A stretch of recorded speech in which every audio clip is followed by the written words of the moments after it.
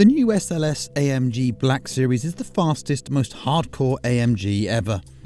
It costs £230,000, weighs 1,550 kilograms, has 631 horsepower and, on track, intends to ingest GT3 RSs. This is Paul Ricard circuit, and we're not paying for tyres.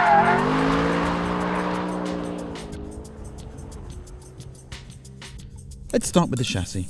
Pretty much every aspect has been improved or sharpened for the track. The front track itself is 20mm wider, the rear is 24mm wider. The springs and dampers are stiffer, the wheel carriers are new, the wheels are wider and use sticky Michelin Pilot Sport Cup 2 rubber. Being a Black Series, the bodywork's been mildly inflated, 13mm wider at the front, 26 wider at the rear. There are spoilers and diffusers to reduce lift, and it has to be said, a slightly apologetic adjustable rear wing. The motor is the classic M156 6.2 litre V8, and this is its last night on the beers before everything is turbocharged. Boo! But there's new valve gear, a trick intake with shorter runners, bigger bearings and a new oil system. It likes to rev to 8 now, and that means it actually loses 9 foot-pounds of torque to the standard motor. Gear shifts have been made faster, the gearbox sits a little lower, there are proper bucket seats and, well, it's now 70 kilograms lighter overall. And this is how. Quite often at launch events you end up with a load of useless tat on display that means absolutely nothing. But in the case of this Black Series they've been quite helpful because they've shown us the parts that shed all of the weight. So first of all, ignore the cutaway and follow me. Exhaust systems. That one there, stainless steel, very nice, but heavy. This one here, titanium. It says on the wall, titanium system, 13 kilograms.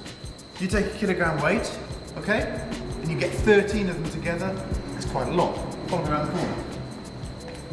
This is a prop shaft, okay. Normally, cast aluminium. In the Black Series, carbon fibre. I don't think it's as sexily finished as that underneath the car. Minus 13.3 kilograms, quite a lot. Here's a freaky one, batteries. This one here, normal battery. Wait. This one here, lithium ion. These are the things I think that go pop in Boeings. Ready? Look at that. I'll do that again for you. You don't lie. That is 8 kilograms saved. Back over here. For all you Americans, this is called a hood. For all of us that live in Europe, a hood's something you put on your head when it's raining. We'll call it a bonnet, shall we? Okay, this one's made of carbon. I can't tell you how much weight it saves because there's no label saying it, but it definitely saves weight. Come to the cutaway.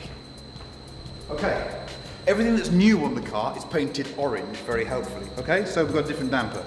We've got a nicer damper, we've got a more expensive damper, and we've got different spring rates obviously because the car weighs a bit less, but it also needs to be a bit firmer because it's more sporting. This bit here is interesting, okay? That is a differential. There's an electric motor in there, and Jaguar pioneered this thing many years ago with the current XKR and XFR. So you have an electric motor that's altering the amount of locking factor in the differential. This is really clever and certainly more powerful than the Jaguar one and works really well in the car, as we'll find out in the video. Okay? This is quite clever. So, one diff. There's the electric motor. Look at the amount of gears in here. Christ. Okay, so the motor is basically applying totally different amounts of locking factor into the differential, but it is mechanical. There's a clutch type diff in there as well. It's really clever because it means that you can have quite a lot of lock when you need it, and the diff can be quite open when you need it as well. Open at high speed in a straight line to give you more stability, tight coming out of a second gear corner when you want to get both wheels spinning up nicely. It's not a profoundly different car to an SLS or an SLS GT, but it just incrementally in so many areas takes it to another level, and the driving experience, yeah, as you're about to find out, that's quite special too.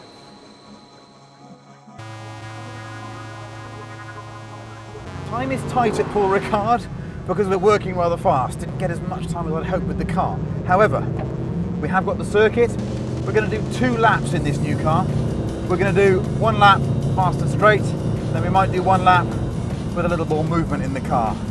This SLS Black Series is a very serious piece of kit. A lot more power, a lot more torque, and less weight. So, let's see what it's like onto this mean main straight. Now revs all the way out to 8,000 RPM, a faster gear shift than I remember from the car that I ran. Brake at around 150 metres. You don't need anything less than third gear here. Paul Ricard's a very flat circuit. There's oversteer straight away. Back axle wants to move round. I've got the chassis electronics in sport mode. That means it's allowing a bit of slip. Gear shift's definitely more aggressive than before. A little bit of understeer in front of the car there, so we have got some slip either way. Pilot Sport coming 2 tyre. Ooh, little hip waggle there. But the shifts are quicker. This engine, 6.2 litres, revving out to nearly 8,000 RPM. There's a lot going on, isn't there? This is a fast corner. Tip it in. Really nice front engine speed. I like that a lot. This thing's going to be mega at the Nürburgring. This is sort of a never-ending run. Oh, bit of an oversteer there as it followed me round.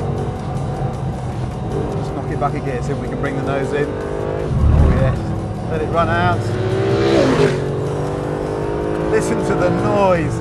This thing has got quite a bit of balance. 630 horsepower, or suggestion of oversteer. Follow it round.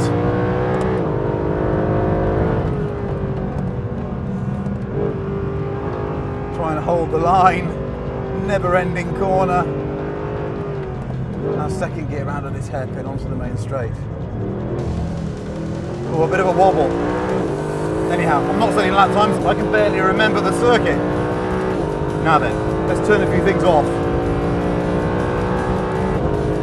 Find out what happens. Right, but that's all the systems off. What's the first thing that happens? Oh, we get some of that, do we? Right, fair enough. This car is absolutely rock on fun. Ceramic brakes, good bite from them.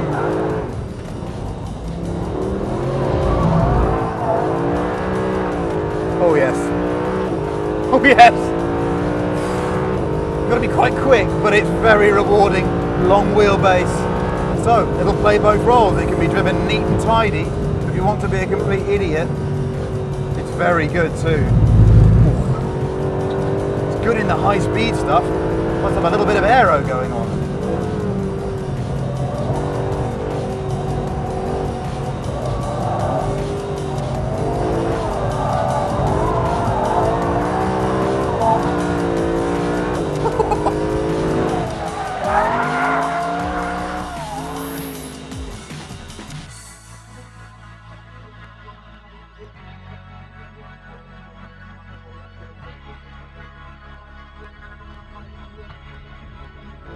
Long wheelbase, loads of balance. You can just back it in on the brakes a bit like that as well. Catch it with a bit of throttle and then ride out the most delicious slide. It's a proper bit of kit. What a fantastically exciting car.